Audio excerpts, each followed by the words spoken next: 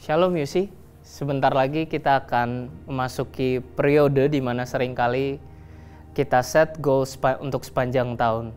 Kita planning dan rencanakan apa yang kita ingin gapai tahun ini. Kita mulai buat to-do list yang harus dijalankan sepanjang tahun.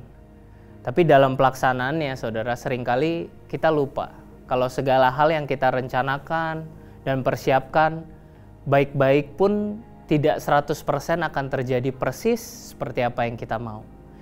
Ada yang meleset dari perhitungan, ada yang melebihi perhitungan kita, ada yang datang tepat waktu, ada yang datang terlambat. Ada yang berhasil kita capai, ada yang gagal untuk kita raih. Dan hal-hal ini seringkali membuat kita terlalu sibuk untuk berusaha mendapatkan segala sesuatu. Sehingga kita lupa betapa kita aman di dalam Dia. Sehingga kita lupa akan identitas kita yang kita peroleh di dalam Dia. Tetapi firman Tuhan hari ini akan mengingatkan kita akan satu hal. Di dalam Dia kita memiliki identitas yang baru. Dia Bapa yang mengangkat kita sebagai anak yang sangat dikasihinya. Itulah identitas sejati kita. Itulah status sejati Anda. Anda adalah anak yang dikasihi Tuhan. And that is the truest thing about you. Firman Tuhan hari ini akan membawa kita pada kebenaran yang menyingkapkan kebohongan kedua. I am what I have. Aku adalah apa yang aku punya. Hari ini teks kita diambil dari Lukas 4 ayat 5. Kemudian ia membawa Yesus ke suatu tempat yang tinggi, dan dalam sekejap mata ia memperlihatkan kepadanya semua kerajaan dunia. Ayat 6, kata iblis berkata kepadanya, segala kuasa itu serta kemuliaannya akan kuberikan kepadamu, sebab semuanya itu telah diserahkan kepadaku, dan aku memberikannya kepada siapa saja yang ku kehendaki. Ayat 7, jadi jikalau engkau menyembah aku, seluruhnya itu akan menjadi milikmu. Ayat 8, tetapi Yesus berkata kepadanya, ada tertulis, engkau harus menyembah Tuhan Allahmu, dan hanya kepada Dia sajalah engkau berbakti. Saudara, perlu kita renungkan bahwa Alkitab bukan hanya menulis tentang apa yang telah terjadi di masa lampau, tetapi juga tentang apa yang selalu terjadi di masa sekarang. Kita semua rentan terhadap semua kebohongan yang memberitahu kita cerita yang berbeda tentang identitas kita. Alasan utama kenapa kita harus mempelajari identitas dengan sangat hati-hati, karena identitas adalah sumber dari segala output atau perbuatan kita. Identitas mendorong aktivitas. Identitas adalah tentang apa yang saudara yakini tentang diri Anda. Tentang bagaimana saudara hidup. Bagaimana saudara menghabiskan uang Anda. Bagaimana saudara menghabiskan waktu saudara. Identitas adalah tentang apa yang Anda renungkan. Tentang apa yang Anda kejar. Dengan kata lain, identitas menentukan biografi saudara. Identitas adalah apa yang Anda percayai tentang diri Anda, dan apa yang Anda yakini tentang diri Anda akan menentukan jenis kehidupan yang Anda jalani. Kultur kita yang hidup di zaman modern seringkali mengukur value seseorang dari apa yang mereka punya. Entah dalam hal material, posisi, kuasa, engagement, followers, apapun itu. Seolah apa yang kita punya ikut menentukan siapa diri kita sebenarnya. Saudara pernah nggak merasa lebih baik ketika memakai baju baru yang sudah Anda persiapkan jauh-jauh hari? Mungkin kita akan jalan lebih anggun dari biasanya, supaya membiarkan orang lain itu notice baju baru saudara. Bukankah ini yang sering menjadi respon hati kita? Apa yang kita punya, apa yang kita dapatkan, apa yang kita raih, apa yang kita miliki, seringkali mempengaruhi bagaimana kita melihat diri kita. Tapi di sisi lain, pernahkah saudara merasa down, merasa buruk tentang diri Anda karena sesuatu yang Anda belum punya? Karena sesuatu yang Anda belum miliki, sesuatu yang Anda belum mampu capai, tapi dimiliki orang lain. Ketidakpuasan adalah mangsa dari kebohongan yang kedua. Contoh saudara, diskon waktu Black Friday, itu ada diskon besar-besaran dan dari yang kita tidak butuh apa-apa, tiba-tiba kita merasa butuh beli sesuatu karena diskon yang besar. Kita merasa rugi kalau nggak beli. Itu adalah contoh di mana semua orang di sekitar kita berlomba menunjukkan apa yang harus kita punya. Dengan cara menunjukkan kepuasan kita, ketidakpuasan kita terhadap hidup. Hal-hal material hadir sebagai solusi instan buat ketidakpuasan kita. Mereka menjanjikan sebuah jawaban sementara untuk mematikan rasa ketidakpuasan kita. Sekali lagi saudara, saya nggak merasa merawat diri atau mempercantik diri lewat barang-barang tersebut adalah sebuah kesalahan. Tapi masalahnya adalah ketika kita membiarkan hal-hal ini yang menentukan siapa diri kita. Kita sedang lupa akan identitas sejati kita. Kita mulai merasa membutuhkan dan berusaha menikmati hal-hal yang sebenarnya kita nggak butuhkan dan nikmati. Kita membeli barang-barang yang sebenarnya kita nggak inginkan untuk membuat orang lain yang bahkan kita tidak sukai itu terkesan. Kita dibuat merasa malu untuk mengenakan pakaian atau mengendarai mobil sampai usang. Dunia telah meyakinkan kita bahwa ketinggalan tren sama bahayanya dengan kehilangan identitas. Pertanyaannya saudara, apakah itu hidup yang Tuhan berikan untuk setiap kita? Apakah benar hidup seperti itu yang dimaksud dengan hidup yang berkelimpahan? Karena itu kita perlu menyingkapkan kebohongan itu. Kebohongan yang sama yang dilontarkan kepada Yesus pada percobaan yang kedua. Lukas 4 ayat 5-7. Kemudian ia membawa Yesus ke suatu tempat yang tinggi dan dalam sekejap mata ia memperlihatkan kepadanya semua kerajaan dunia. Kata iblis kepadanya, segala kuasa itu serta kemuliaan yang akan kuberikan kepadamu, sebab semuanya itu telah diserahkan kepadaku dan aku memberikannya kepada siapa saja yang kau kehendaki. Jadi jikalau engkau menyembah aku, seluruhnya itu akan menjadi milikmu. Iblis datang dengan tawaran ini kepada Yesus. Seperti yang selalu ia lakukan, preaching prosperity. Dia berkata, bukannya bapamu adalah seorang raja? You should be feasting, not starving.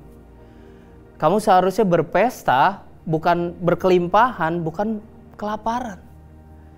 Bukannya kamu anak Allah, di tempat yang mengerikan, di padang gurun, tidak memiliki apapun, tidak ada makanan atau kekayaan, nothing, all alone.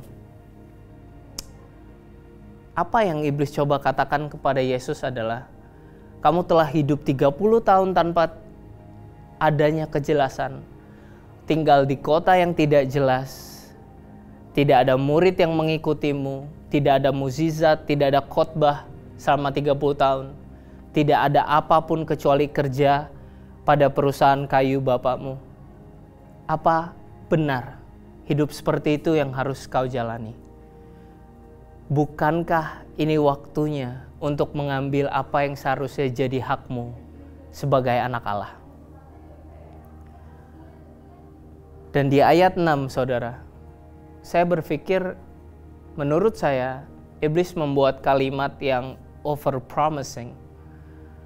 Segala kuasa serta kemuliaannya akan kuberikan kepadamu, sebab semuanya itu telah diserahkan kepadaku, dan aku memberikannya kepada siapa saja yang kau kehendaki.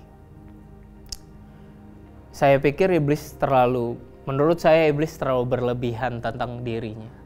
Meskipun ada beberapa kebenaran tentang hal itu, dalam Injil Yohanes, iblis beberapa kali disebut sebagai penguasa dunia ini.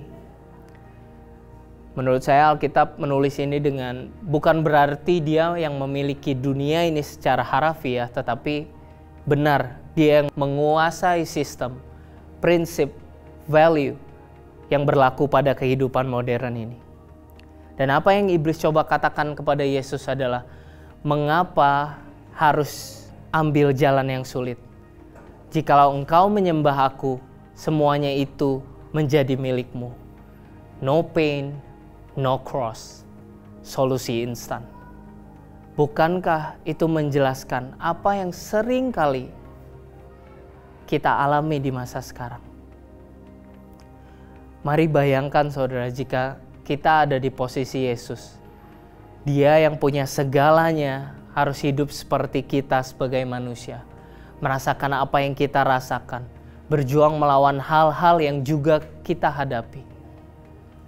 Dan pada pencobaan kedua, iblis ingin berkata, engkau tidak memiliki apa-apa. Tidak mempunyai siapa-siapa. Tetapi engkau bisa menjadi seseorang yang memiliki segalanya.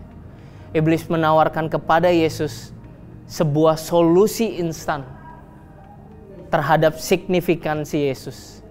Iblis menawarkan solusi instan terhadap rasa aman Yesus.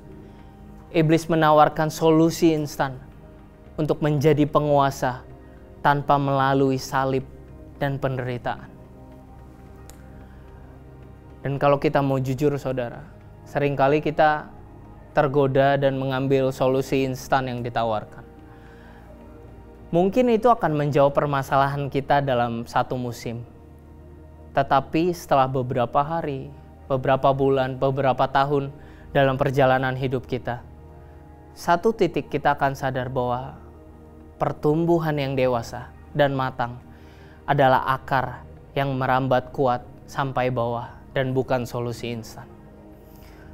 Saudara tahu apa yang dilakukan Yesus untuk mengambil jalan untuk menolak solusi instan ini? Apa yang ia harus berikan sebagai ganti kekuasaan itu? Worship. Yesus hanya perlu sujud dan menyembah. Dan ini yang harus kita ketahui saudara tentang kebohongan yang iblis tawarkan. Harga yang dituntut dan diminta selalu tentang penyembahan. Kita mungkin tidak menyadarinya, tetapi apa yang kita pikirkan, apa yang kita katakan, apa yang kita renungkan, apa yang kita khawatirkan sepanjang waktu, itu semua adalah clue dan hint, petunjuk tentang apa dan siapa yang menempati tempat tertinggi dalam hati saudara. Petunjuk tentang apa atau siapa yang saudara sembah. Penyembahan bukanlah hal yang Kristiani, bukan hanya sekedar hal Kristen saudara, tetapi penyembahan adalah hal yang manusiawi. It was our nature as human. We always worship something. Pertanyaannya adalah, apakah Anda tahu apa atau siapa yang sebenarnya saudara sembah? Apakah Anda tahu yang memiliki tempat tertinggi, yang bernilai dan berharga dalam hidup Anda? Dalam beberapa waktu yang lalu kita belajar bagaimana Yesus sangat concern tentang keserakahan saudara. Karena ia tahu bahwa keserakahan itu licik. Tidak akan selalu terlihat jelas seperti musuh yang membawa Anda ke atas gunung yang tinggi dan berkata sujudlah dan sembahlah aku. No. Keserakahan paling pintar bersembunyi. Dan ada sebuah percakapan dengan John D. Rock yang pada saat itu adalah salah satu orang terkaya di planet ini saudara. Dan reporter bertanya kepada John, oke, berapa banyak lagi untuk kamu bilang cukup? Saudara tahu jawabannya? Just a little more. Masalah terbesar kita sebagai manusia bukanlah keserakahan belaka. Masalah terbesar kita bersembunyi di belakang itu. Apa yang kita anggap paling berharga, apa yang menempati tempat tertinggi dalam hati setiap kita. Masalah kita adalah siapa atau apa yang kita sembah. Dan sekali lagi bukan berarti kita mengutuk harta benda yang kita miliki. Tetapi masalahnya muncul ketika kita melihat pada hal-hal ini dalam pencarian makna dan tujuan hidup kita. Waktu kita merasa identitas kita berada pada apa yang kita punya. Kita sedang membodohi diri kita dengan berpikir bahwa jika kita memiliki benda ini, apapun itu, dan ketika kita mengejar benda-benda itu, entah itu kekayaan, platform, gelar, karir, followers, apapun itu, kita sedang menyembah hal itu. Anda mungkin berpikir bahwa saya tidak menyembah benda-benda itu, tetapi kebenarannya adalah sebagian besar dari kita menyembah benda-benda itu. Mungkin kita pernah terucap lewat bibir kita, aku akan mengikut engkau jika, aku akan mengikut engkau ketika, atau aku akan mengikut engkau selama. Dan bagaimana Anda melanjutkan kalimat tersebut, itulah Tuhan Anda. Bagaimana kita mengisi titik-titik dalam kalimat tersebut akan mengungkapkan hal apa yang masih kita kejar. Dan kita akan memberikan tempat yang paling berharga dalam hati dan hidup kita. Waktu kebohongan itu dibisikkan kepada Yesus, apa yang ia katakan saudara? Ada tertulis, sembahlah Tuhan Allahmu dan layanilah Dia. Dalam pasal ini Yesus menjawab iblis 2 kali dengan perkataan sebab ada tertulis. Sulit bagi kita untuk merespon seperti Yesus jika kita bahkan gak tahu apa yang tertulis dalam Alkitab saudara. This is why we need to hear the gospel every day. Bagaimana kita harus terus mengkhotbahkan diri kita, menginjili diri kita, dan mulai hidup dalam kebenaran itu. Balik lagi kepada Yesus, bagaimana Yesus menolak kebohongan tersebut. Yang pertama, hanya Bapakku yang mendapat tempat pertama dan paling berharga. In other words, I'm not buying what you're selling. Iblis akan berusaha mengecilkan harganya yang kita tahu adalah sebuah penyembahan dan membesar-besarkan hasilnya. You know what? Worship is the dead price. Harganya selalu menuntut penyembahan kita. Yang kedua, mengapa Yesus dapat menolak kebohongan itu adalah karena Yesus tahu identitasnya yang sebenarnya dan seberapa ia memegang kuat dan berakar pada identitas tersebut. Dia tidak membutuhkan semua kekayaan di dunia untuk merasa aman. Yesus tahu seberapa ia dikasihi oleh Bapaknya dan identitasnya berakar kuat pada itu. And that is enough. Bukankah hidup yang seperti itu justru memperlihatkan kelimpahan? Bagaimana hidup yang tidak bersandar pada apa yang bisa kita dapatkan, tetapi hidup yang bersandar pada apa yang sudah kita dapatkan melalui pekerjaan yang sempurna dalam hidup setiap kita.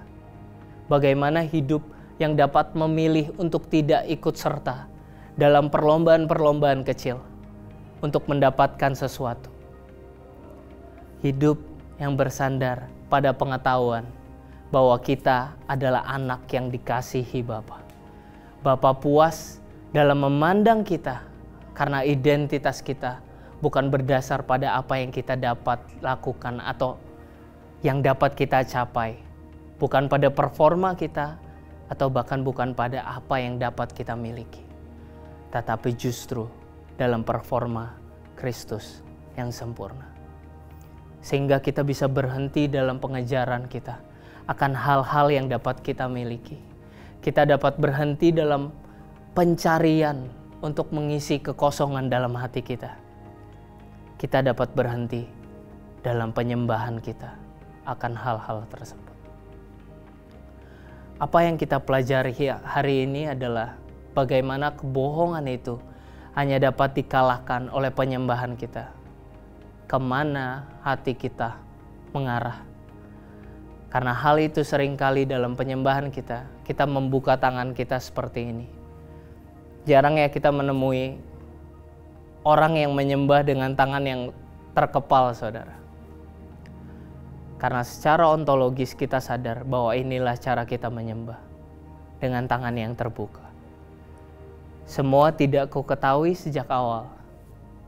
Engkaulah yang seharusnya menempati tempat tertinggi dalam hidup kami.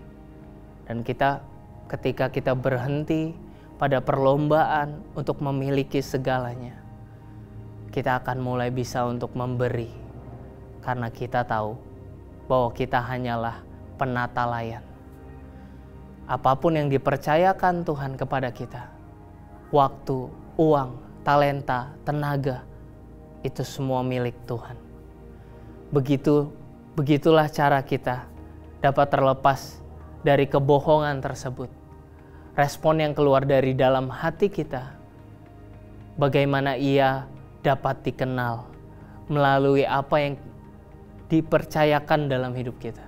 Bagaimana hal-hal yang kita miliki dapat berkontribusi dalam kemajuan Injil. Karena ada tertulis lebih baik memberi daripada menerima. Last point, saudara. Waktu iblis datang kepada Yesus dan berkata, semuanya ini milikmu. Semuanya ini bisa menjadi milikmu asal kau sujud dan menyembah. The punchline is, it already is. Semua itu memang milik Kristus. Dan kebenaran ini juga berlaku untuk setiap kita yang ada di dalam Kristus. Karena dengan menerima Yesus dalam hidup kita, we already have everything we need. Siapa saudara dan saya bukan lagi tentang apa yang kita mampu miliki, tentang apa yang harus kita capai, atau tentang apa yang harus kita punya, tetapi hanya tentang apa yang sudah kita terima melalui karyanya yang sempurna, yaitu identitas kita sebagai anak-anak yang dikasihi Bapa, yang kita terima lewat darahnya yang berharga, lewat pekerjaannya yang sempurna, lewat kematian dan kebangkitannya. Saya berdoa supaya kita benar-benar mengerti dan menyadari bahwa itu cukup bagi setiap kita. It's enough for us.